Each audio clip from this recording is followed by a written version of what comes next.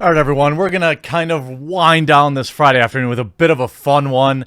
I've got a more important video that is, I'm waiting for some more data to come in, but it's going to come out at 6 o'clock tonight. I know a lot of you will be off on your weekend plans.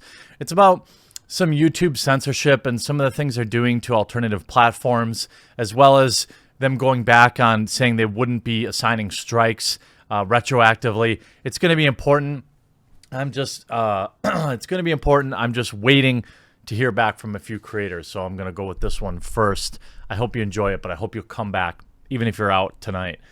Come back to the channel and check that out later tonight when you get home or tomorrow or whatever. Black Christmas reinvents a 1974 slasher for the feminist era. Oh my God. I can't wait. I can't wait. Now, here's the interesting thing. I forget what movie I was at when I saw the trailer for this. I feel like it was... I guess I can't remember exactly. I did see the trailer for this. I was there with my wife. We both looked at each other after seeing the trailer and said, ugh. Single digits Rotten Tomatoes. That was my prediction at the time. And I will say that the genre itself does seem to get a bad rap, or maybe I just have a soft spot for horror films because, you know, every time a new horror flick comes out, if it's not making some sort of political statement, it's really difficult for it to get even a 50% on Rotten Tomatoes. They're almost always, rotten or whatever. And this one, when I saw it, I was like, ugh, just another terrible horror film that I won't be seeing. But I didn't pick up any of this, feminist stuff in it at all. It just looked like a bad movie with, a sorority house. But apparently Polygon has opened me up to it. It isn't subtle, but it's a look at campus isms and other bad behavior. Hits uncomfortably close to home. Now, this is a remake. Shocking. I know.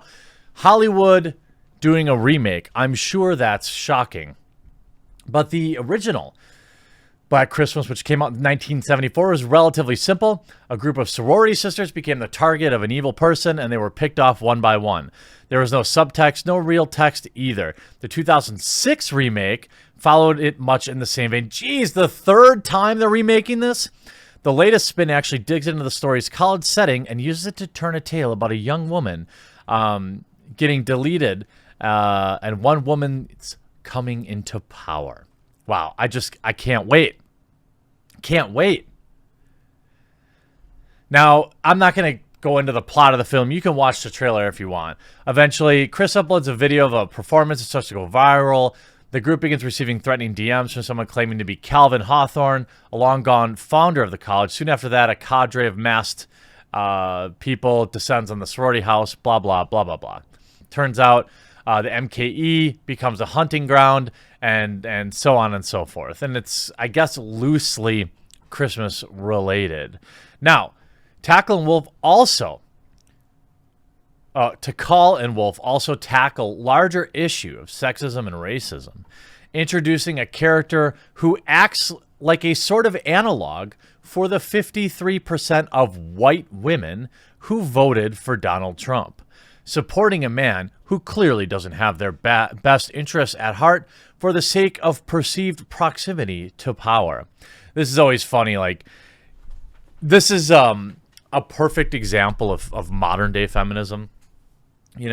Third wave feminism is not about empowering women. It's about empowering the right women or the women with the right ideas. It's hilarious to me that, a woman's support for another woman would seemingly hinge on who they voted for. I mean, that's pretty thin support. As a black student, Landon, who takes shine to Riley, sees the unnatural events at DKO differently than the frat's all-white pledges do. Black Christmas wears these seams plainly on its sleeve, along with its heart as a whole. For another movie, this might be a death knell. But the lack of subtlety is exactly what gives Black Christmas life. When a film's text is, quote, maybe men shouldn't be able to get away with bad behavior, and maybe these old institutions should be torn down, it shouldn't have to be hidden, or not least because the message feels so rare. Yeah, nobody is hearing that message from Hollywood elites. This is a totally unique take. I mean, I think it's pretty ironic that somebody who's making a movie for not the first, not the second, but the third time is taking such a bold stance and speaking out against the Orange Man. It's stunning and brave, really. There is so much to risk in Hollywood today for speaking out against the Orange Man. It's really stunning and brave. I feel like I should probably just buy a ticket to this movie, even though I'm not seeing it, and so I can support it in that way. Sometimes the film's bluntness does work against it as a characters treat recovering from emotional trauma a little too cavalierly. There is no one way for people to recover. Okay, so it's not woke enough. All right, so there's a chance. There's a chance. Now, if we look at some of the reviews, it's interesting because I really haven't seen a lot of press about this. I get that people review Brigade. I still don't. I mean, look, people can do whatever they want to do. I don't participate in it. I think that, it only gives the modern shill media an excuse to say, hey, this movie got a bad review because toxic males did it. But you don't really see a lot of that in the Google reviews. You just see people saying the movie really lacks on its horror. It's completely different than the original. Do not recommend at all. Just another cash grab. The movie is nothing like the original. It lacks entertaining department. Halfway through the movie, wanted to gouge my eyes out with a tuning fork. And then you get these. I loved it. Yas! It was a very nice, scary movie to cuddle. Badoo, badoo, badoo. I don't believe that's a real review. It was the best movie I ever saw. If I was in the movie, I would die right away. The best movie you ever saw? And of course, the other end of the spectrum, trash movie, wouldn't recommend. The storyline was not well thought out, and the movie was quite boring. The movie looked like it was made by a 9-year-old, very cheesy. It's either it's complete trash or it's amazing. But you see a lot of these no Avatar, 5 out of 5s in here. It's interesting. The perfect jolly seasonal horror movie. Who wrote that? A company? I mean, I definitely think, people buy reviews. That I'm sure of. And then when we look at Rotten Tomatoes, interestingly enough, it has a 24% audience review score and a 43% critic score, which is shocking given what we know. Let's look at what some of the top critics said who didn't like it. Here, Leah Greenblatt, a female. The idea of a Lady Avengers update on these classic horror tropes is sort of delicious. Unfortunately, it's done on the end by a nonsensical script. The movie is made for a syllabus, not to entertain. While not horrible, this simply is a lackluster and forced tale that happens to feature a few good performances. Ian Freer from Empire Magazine. A feminist horror flick that lacks nuance in its feminism and thrills in its horror, but should be applauded for reinterpreting rather than retreading the original. I mean, why not just call it something else then? I never understand this. I mean, if Black Christmas came out in 1974, I guess in 2006 is more recent. I've never heard of either one of them. That doesn't mean anything. Obviously, there's millions of movies. But if you're going to call it the same thing but go in a different direction entirely, maybe call it something else. And it's funny how the review is still pandering.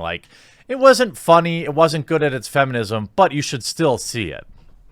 This one barely tries when it finally decides to go for broke, and it's so over the top it provokes more chortles than jumps.